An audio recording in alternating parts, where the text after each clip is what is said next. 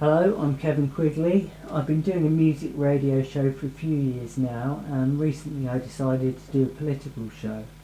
So I've set up a social media hub called Earworm Community, and I've been covering the election in Northampton North. I've also been reading this great book on the Ukraine. Here it is. It's by Andrew Wilson. It mainly deals with the recent troubles in the Crimea, being annexed by Russia, and other recent troubles. So what's the Ukraine got to do with the election in Northampton North, you might ask? Well, by chance I heard that the incumbent Conservative MP Michael Ellis was funded by a Ukrainian oligarch. If this was true, I thought it was very interesting, especially for me since I've been reading this book. So I've got a few clips here, and I've got a few notes, so excuse me if I have to read through them, turn over the pages. There was an event at the Derngate Theatre in Northampton a few days ago, which all the candidates attended, and Michael agreed to talk on camera for a few minutes, so I got to ask him about his funding. My voice is a bit murky because I kept the mic on Michael throughout, but what I say at the start is, I understand you receive a lot of money from a Ukrainian oligarch, Mr. Alexander Temerko. Could he tell me a bit more about that? Does he think it's appropriate? I understand you receive a lot of money from a Ukrainian oligarch, Mr. Alexander Temerko. I wonder if you could tell me a bit more about that. Do you think that's appropriate to receive money? Well, I think you need to be very careful about your facts. Well, he says I should be very careful about my facts. Well, fine, okay, let's have a look at some facts. So, we can see, for one thing, there's a Wikipedia page on Alexander Temerko, which you can look at yourself. It says he's a Ukrainian-born businessman in the energy sector, currently director of the OGN Group.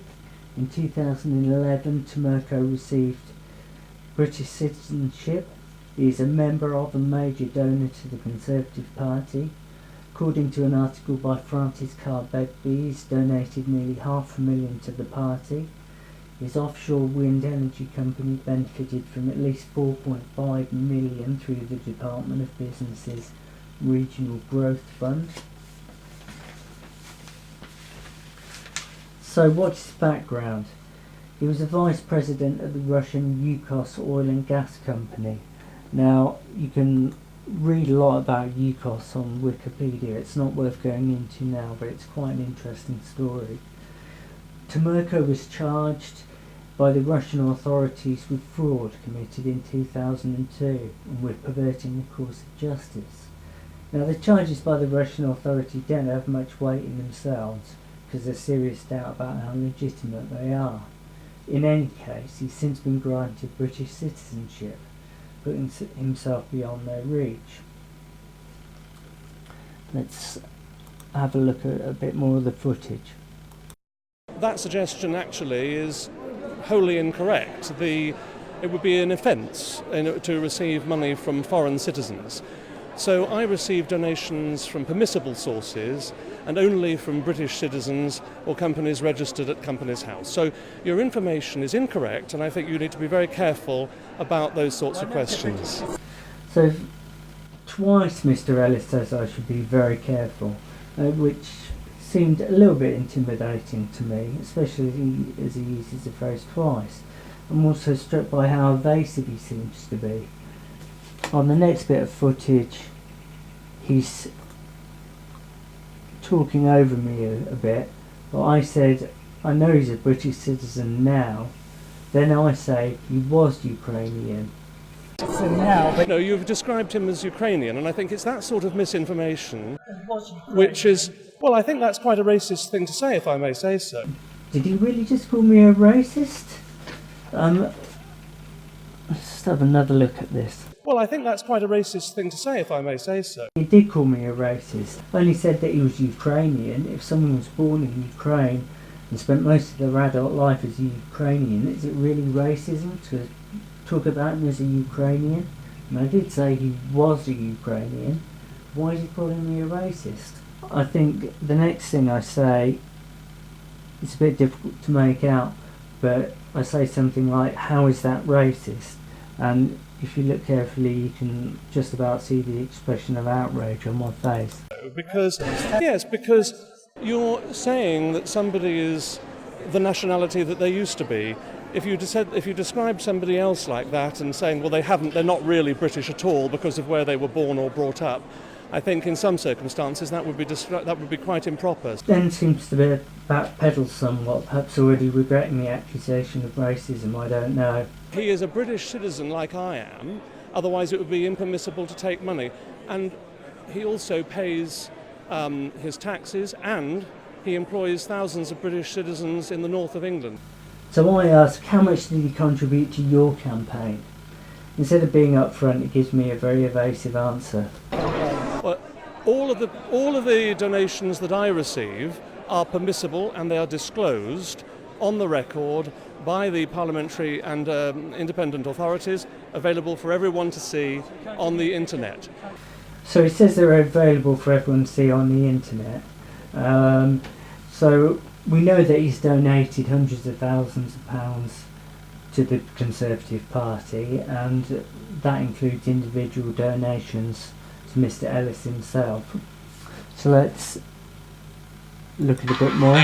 They're available for everyone to see on the internet. And I'll tell you another thing.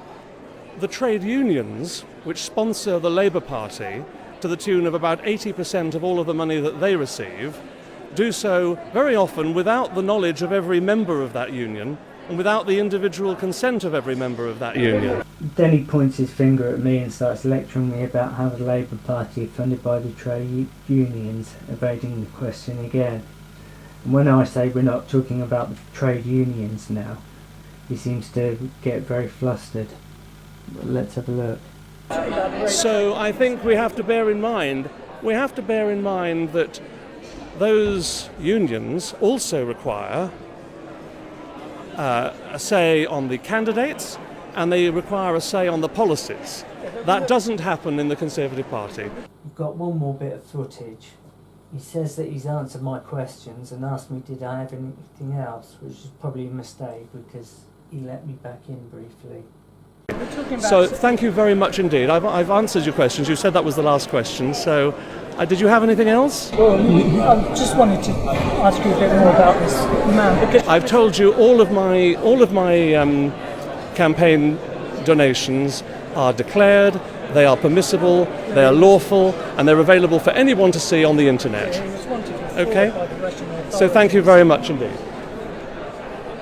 So I said I just wanted to know a bit more about this man. He interrupted me, repeating what he said earlier, and then abruptly breaking off the discussion and basically ran away. I said he was wanted for fraud by the Russian authorities, but by then he was already walking away. So what is an oligarch?